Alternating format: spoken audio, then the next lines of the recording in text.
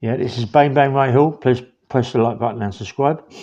About what? 3 months ago, 4 months ago, on Instagram, I met this geezer. Very nice fella, mate. He wanted to get involved with my book. He kept talking about me, my podcast and bits and pieces. I said, look, you can't get involved in my book because I've already got someone involved in the book, and he pays the ghostwriter, and we're writing to the book now. It's a bit late, yeah. But anyway, I said, but I'll keep you in touch. Anything I might need, I'll let you know. Yeah, yeah. Anytime, mate. I'm right up for that, mate. Anything you want, just let me know. Okay, mate. Anyway, goes on a bit, and anyway, he started texting me again and sending me messages through Instagram. I went, oh, mate, what's happening? He said, I'm. Do you fancy going to a bit of dinner one day? I went, yeah. I said, listen. I said, I was talking to my mate of mine, a ghostwriter, and we might go get into Instagram. Not Instagram, sorry. We might get into Netflix, try and do a film or a series, So, I mean, hopefully that's going to come. That's what's going to happen. But he was up for it. He said, yeah. Listen, mate, that's what I want to do. Get into that sort of thing, Netflix, film or series and all that game. He said, look, I'll give you a hand. So what I've done, I was hold up. Let's get it sorted out first. What I'll do, I'll talk to my people. So I talked to my people and they're saying it's a bit early yet, Ray, and all this. I said, well, yeah, but it's nice to get it there anyway. We need it. So I found another friend of mine, Danny. My mate Danny's big in the film game. He's done about 56 films. He was involved with the Kray twins, one of the films in there. He was a police officer, nice fella. He's a very good actor. I think he's done at least 56, he told me. So I phoned him up explaining to him about the Netflix and explaining to him what goes on in the Netflix. And he's telling me, listen, it isn't so what it seems like. It's this, it's that, it's a producer, it's the script writer and all these sort of things. He's telling me they're the ones in charge and listen. Anyway, I said, all right, pop over and see with this guy. He went, I'm up for it. Yes, I phoned the guy. I said, we're going to go over there and see these people and talk to them about what goes on with Netflix and this, that. Yeah, I'm up for it. He said, just get it sorted, Ray, because I'm 100% behind you, mate. Lovely. Anyway, so all of a sudden I've got a little bit of trouble. I need a little bit of cash to sort something out. There's someone very close to me that's in a little bit of trouble, so I want to help him, yeah? So anyway, I phoned this guy up. I said, listen, what are you up to? He said, what are you up to, Ray? You want to come for a bit of dinner? I said, no, not really. He said, he won't take me over a place in Wandsworth. He goes there quite a lot. It's a nice geezer, mate. This fella's a nice proper geezer. He's got watches worth, I'm not on about one watch, 300 grand. Got nice cars, Aston Martins. Aston Martins is spent. He's got all sorts of cars. You know what I mean? And he surprised me. You know what I mean? He's got Range Rovers and he's got about 4 or 5 Aston Martins. He's got and he's a Lamborghini. He's well gifted. Yeah, he ain't a bad boxer. He boxes. He trains really well, and him and his son. Anyway, so I got talking to him, and I thought, yeah, he's in for this, yeah. And I was a little bit scared on a little bit of money, so I texted him. I said, look, what are you up to? He's asked me what I'm up to. I said, well, I've got a little bit of thing at the minute. I'm in a bit of a fix. I need something, a bit of this. I'll explain to him what you need. I said, listen, what I'll do, I'll send you my address. He doesn't know where I live. I'll send him my address to give him a bit of confidence, yeah, and come over and have a chat. He said, well, talk to me now. What do you need? I said, look, I want to get this person's in a bit of trouble. I've got no money at the minute, you know what I mean? Because I am what I am. I don't do no villainy anymore. Get my nose clean. I don't want to get in no villainy anymore. Yeah. So I've got this book coming. I've got other things working out, and that's hopefully it's going to be my living. Yeah. So I said to the guy, look, I wonder if you could do me a little favour. Yeah. I mean, could you lend me a monkey, £500, and I'll pay you back in 2 to 3 weeks, and it's easy to pay him back. I'll get money so I can pay him back. Yeah. Anyway, so I sat down and I was talking to my girlfriend on the phone, and I thought I'd look to see if he sent me a message. I looked back to see if he sent me a message. What's he done? He's blocked me. He's blocked me, mate. I can't believe this geezer has blocked me. That me has so much to talk to me about his family life, about what he's got. He's got all these nice watches and cars, and it just like shook me back. And this is about what I don't know, but half 11, 12 o'clock, maybe before that even. I've not even had a shower since my workout, you know what I mean? I'm not even changing my clothes since my workout. It shocked me, you know what I mean? I've been sitting down, going for a walk. I went for about 4 mile walk, trying to work it out. Why, what is it? Is it one of these scams? Is it a scam? I don't know what it is, you know what I mean? The geezer seems a proper nice geezer. Proper nice, you know what I mean? Talks unbelievable, knows a lot of people. Got cars, got watches, got everything, mate. Everything you possibly want, he's got, So I'm happy for him. I said, mate, you got a good life, you know what I mean? Goes abroad, got places abroad, villas abroad, and he's got a good life. I said, fair play to you, mate. He said, mate, you can go abroad with my places and all that. I thought, lovely. But when I asked him for a monkey, I thought, what's a monkey really? It's nothing. I'm going to give it back in 2 weeks. The geezer blocked me. Oh, in a way, I want the guy to watch my podcast, and I think the guy's a nice guy, but I couldn't make out why. If you're going to do anything, don't block me. Don't block me. Be a man and talk to me. Be a man and just say, look, I ain't got it at the minute, or listen, I only just met you. I don't feel like we should be passing money. But I thought, well, if you also like take me for dinners and all that, you spend £300 or £400 a meal, can't you? You know what I mean? So I thought, well, look, I don't want to go for a meal. I asked him for a bit of cash. I ain't got no cash. So it's only £500. It's not like, come on. Years ago, mate, I'd give that away to kids. You know what I mean? It's like crazy. And I thought, well, when he blocked me on the phones. Anyway, I got my other phone. I phoned him up.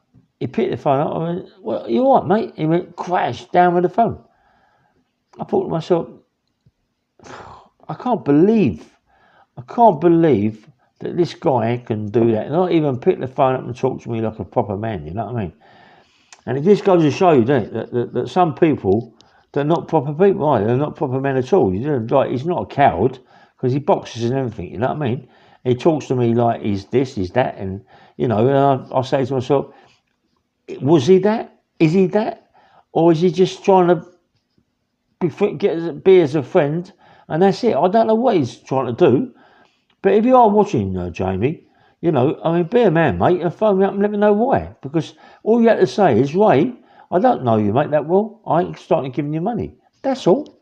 That's all he's got to say to me. All right, mate, that's not a bad thing. We're still friends. It's what happens.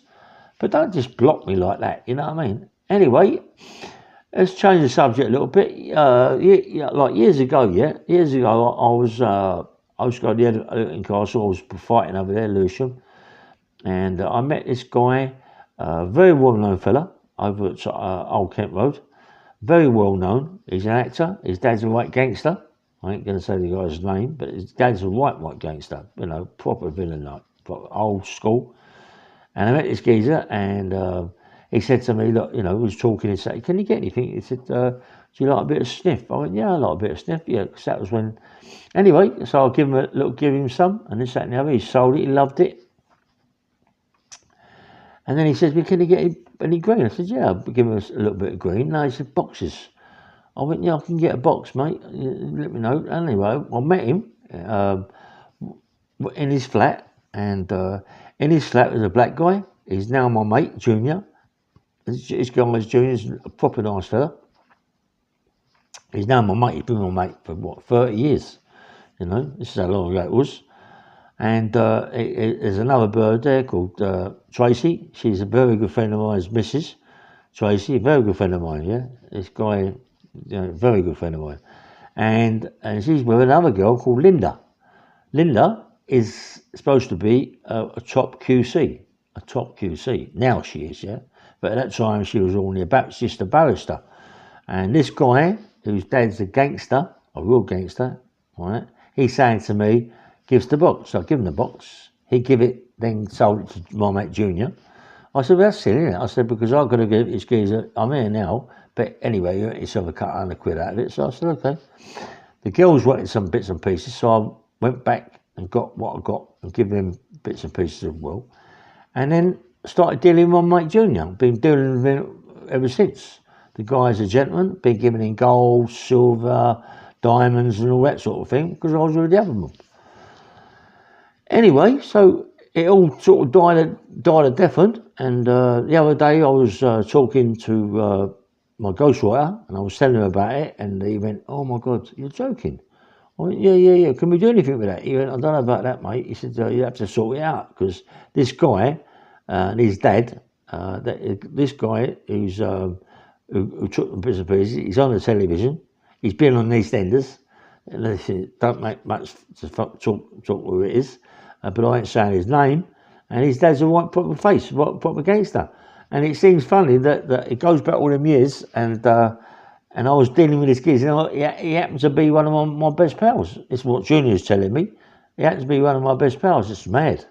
It's mad how life goes on. And I can't remember, you know what I mean? Because I've done so many things in my life, you know. It just goes out the window, you know. And being that I was getting bits and pieces at that time anyway, it didn't mean that much to me, you know.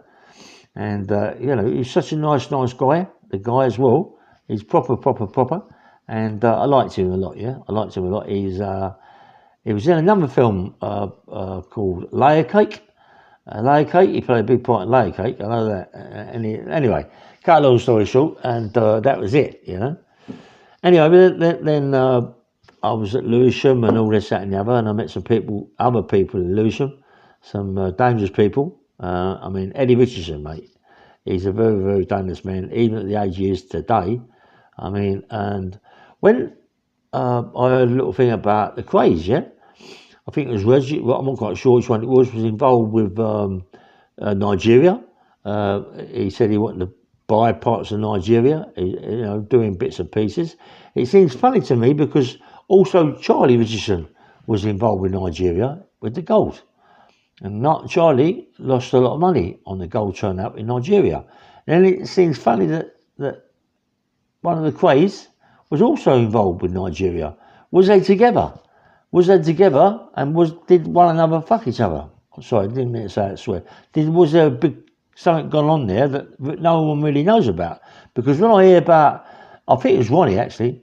I think when I hear about Ronnie Kray saying about, you know, he wanted to go to Nigeria, or he's going to buy big parts of Nigeria, and then you got Charlie involved with the gold in Nigeria. Was they together? And did one of them? Was they more together than what you thought it was? You know what I mean? But did people think they was against each other? Was they not against each other? Was they with each other? You don't know, do you? I know Jimmy Tibbet. He wasn't that much involved with that little firm. I know he got involved with the Smiths with the turnout with Harvey Hayward and Billy Hayward and the Richardsons. I mean, once there was that big shooting with the Richardsons and Billy Hayward and all that little firm, and someone got chopped, his ears chopped, their legs chopped off and things like that with machetes. I understand that the Richardsons pulled away from all that sort of thing because of the Haywards. Billy Hayward out of the two of them, out of Harry and Bill, I think was the proper gangster, because they had a club years ago around the corner from the Harp and Herring called the Cheeks nightclub, and I used to go there quite a lot with Jimmy Tibbet. He asked me to work on the door, Harry, but I don't want to work on the doors at that time. You know, I was with Jimmy. Me and Jimmy was flying around doing plenty of enforcer work and getting money from people that owed money to certain people. You know, I mean, I've done a couple of little things with Eddie, I haven't done directly, but Jimmy has, yeah. Jimmy Tibbet done a few things with Eddie and got good money for him, you know, and me being with him, and also Cliff Fields. I mean, do you know what, mate? Cliff Fields, right? In a minute, I'm going to do a big autobiography about fighters and this, that, and the other, yeah, with Joe Smith. And Joe Smith's a nice fella, but anyway, travelling fella. But we're going to do things about fighters, gangsters, and all that. And I'm going to put some names up front and tell you more about these people, yeah, because I know quite a lot about bits and pieces like it, you know what I mean? Anyway, so Jimmy Tibbet, I'm on about Cliff Fields, yeah. Cliff Fields was a dark horse, really, because Cliff Fields, no one knew that he was working with Jimmy and myself. No one knew that he was going around doing the force work with me and Jimmy, and we was going picking him up sometimes, up more his way, and picking him up from the stations and all that, and you know, and I like Cliff, mate. I like Cliff because he didn't say too much, and what he did say was enough, yeah. And when we went to get money, he was as big as an house, and people were petrified of it because his face. I mean, his face looked stone face, yeah. Stone face. I mean, who else is called Stone Face? One of the fighters. What's his name? I forget his name now. It's called Stone Face, yeah. But he was definitely a stone face. I mean, Cliff Fields, mate. I've seen him on a bag, and I've seen him even. I used to spar with Cliff, you know. I don't know if you mucked about with Cliff. Me and him had a couple of rounds over at Cat Whiskers. People can't find these. People are looking. They say they can't find that. They can't find this. Listen, mate, I don't lie about what I've done. There's no point. I ain't got to prove myself to you people. Well, I've got to prove myself to you people because you people are the ones that are listening to my podcast. You know, and I'm trying my hardest to find videos and all that. I told you that I was involved with a video called Box On. Box On, Cliff Field was on that. And there was a few Red Drop. Ronnie Red Drop was on that. I think when he fought, Ronnie Red Drop when he fought Cliff Field for the title. I was on that video called Box On. I fought Brian Hall, yeah, on that video. But all you see me is getting the ring with a black and red track thing on, gown. But you see Brian Hall's face. I've smashed it to pieces, Brian Hall. But he was a good fighter. Brian Hall wasn't a bad fight. And you know, anyway. So I mean, listen. I could start from the beginning, yeah, and it'd take me a day to tell you a lot of my stories, and I would leave lots out. I couldn't get it all in, yeah. The book's out very soon now. I've done the book. I've done what I've got to do, but with this editing little bits and pieces, filling little holes in and putting more into it, it's very, very good. I mean, I can't wait to read the book myself, you know, because I'm excited about it. Dare say a lot of you out there are excited about it.